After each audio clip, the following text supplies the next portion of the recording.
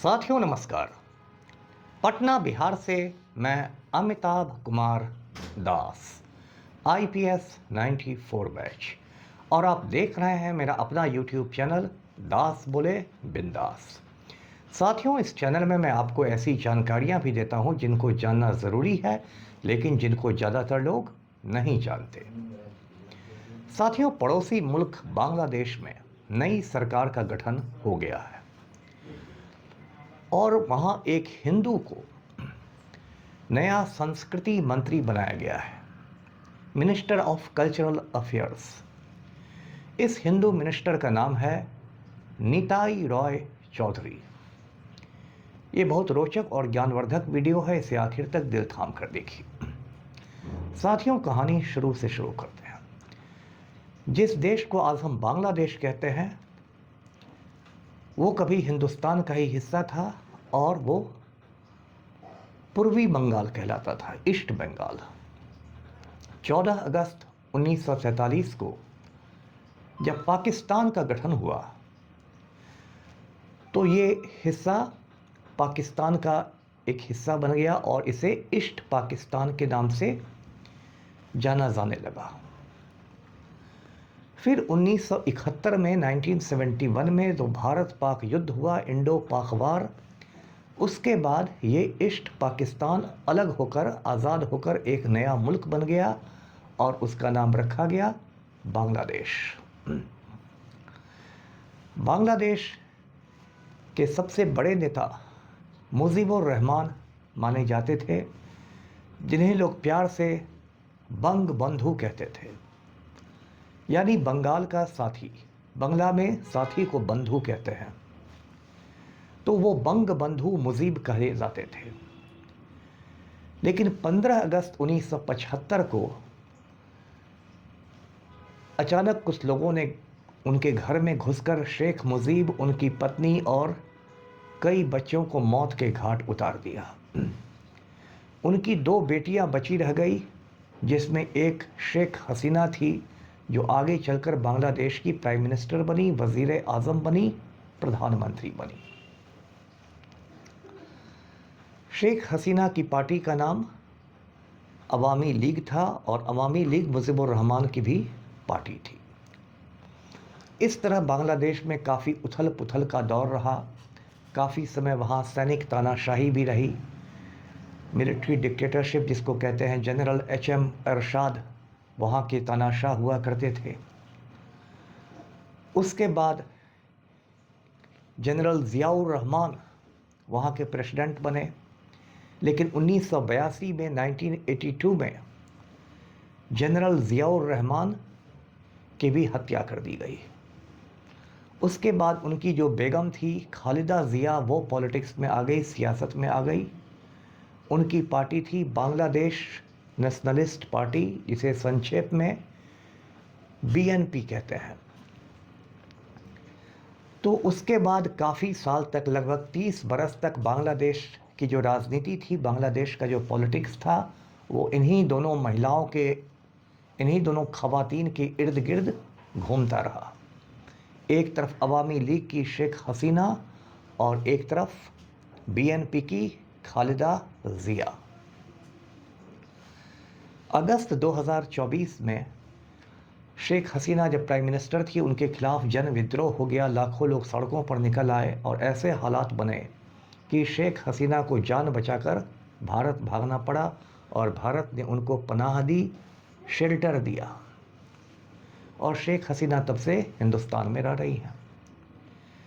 ढाका जो बांग्लादेश की राजधानी है, कैपिटल है, ढाका की एक अदालत ने एक मुकदमे में शेख हसीना को मौत की सज़ा सुना दी, फांसी की सज़ा। और बांग्लादेश हिंदुस्तान से कहता है कि शेख हसीना को हमें लौटा दो, जिससे कि शेख हसीना को फांसी पर लटका दिया जाए। 1-2 महीने पहले जो दूसरी बेगम थी खालिदा ज़िया, उनका इंतकाल हो गया। वो ओल्ड हो गई थी, बीमार चल रही थी। शेख हसीना के जाने के बाद बांग्लादेश में जो नई सरकार बनी, उसमें मोहम्मद यूनुस सबसे बड़ा चेहरा थे। हालांकि उनका दर्जा सलाहकार का था, एडवाइज़र का था, लेकिन सबसे बड़ा चेहरा वही थे नई सरकार में। मोहम्मद यूनुस एक बहुत बड़े अर्थशास्त्री हैं, इकोनॉमिस्ट हैं, उन्हें नोबेल प्राइज़ मिल चुका है और उन्होंने ग्रामीण बैंक के जरिए बांग्लादेश में गरीबों की बहुत मदद की है। माइक्रो फाइनेंसिंग के ज़रिए, माइक्रो फाइनेंसिंग कहते हैं छोटे छोटे कर्ज देने को। उसके बाद बांग्लादेश में 12 फरवरी को चुनाव हुए और बीएनपी की सरकार बनी। खालिदा जिया के बेटे तारिक रहमान नए प्राइम मिनिस्टर बने। वो 17 साल से लंदन में निर्वासन में रह रहे थे, एक्साइल में। अब तारिक रहमान ने जो सरकार बनाई है उसमें जो संस्कृति मंत्रालय है, कल्चरल मिनिस्ट्री जो है, वो एक हिंदू के हिस्से में आया है। उसका नाम है निताई रॉय चौधरी। ये बात जान लीजिए कि बंगालियों में यदि किसी का सरनेम रॉय चौधरी होता है तो समझिए कि वो ज़मींदारों के परिवार से आता है। मतलब उनके बाप दादे या लकड़ दादे लैंडलॉर्ड हुआ करते थे। वैसे लैंडलॉर्ड बंगाली ही अपना सरनेम लगाते हैं रॉय चौधरी।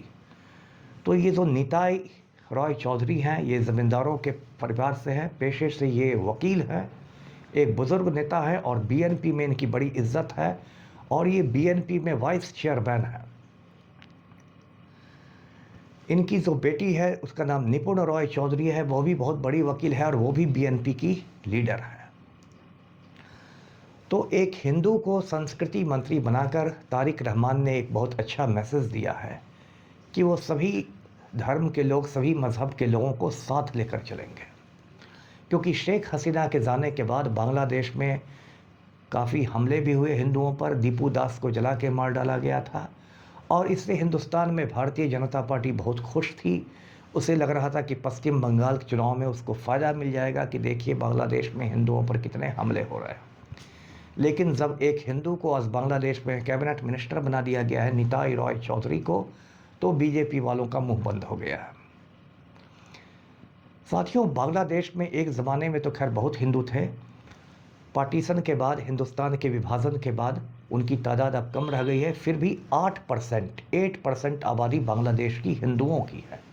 और पूरी दुनिया में इंडिया और नेपाल के बाद यदि सबसे ज़्यादा हिंदू किसी देश में हैं तो वो बांग्लादेश में है। और बांग्लादेश का जो कैपिटल है, जो राजधानी है, दारुल हुकूमत जो है ढाका, ढाका में एक बहुत बड़ा मंदिर है, ढाकेश्वरी देवी का मंदिर।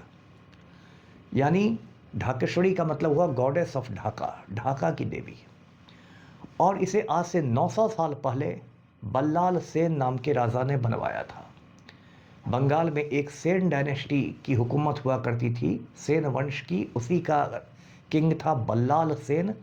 उसने 12वीं सदी में ढाकेश्वरी मंदिर बनवाया था।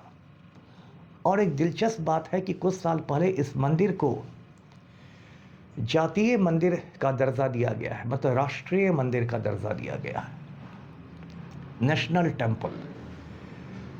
ये दुनिया में अकेला ऐसा उदाहरण है, अकेला एग्जाम्पल है जब किसी मुस्लिम बहुल देश में, मुस्लिम मेजॉरिटी कंट्री में किसी हिंदू मंदिर को नेशनल टेम्पल का दर्जा दिया गया हो, उसमें नेशनल शब्द लगाया गया हो।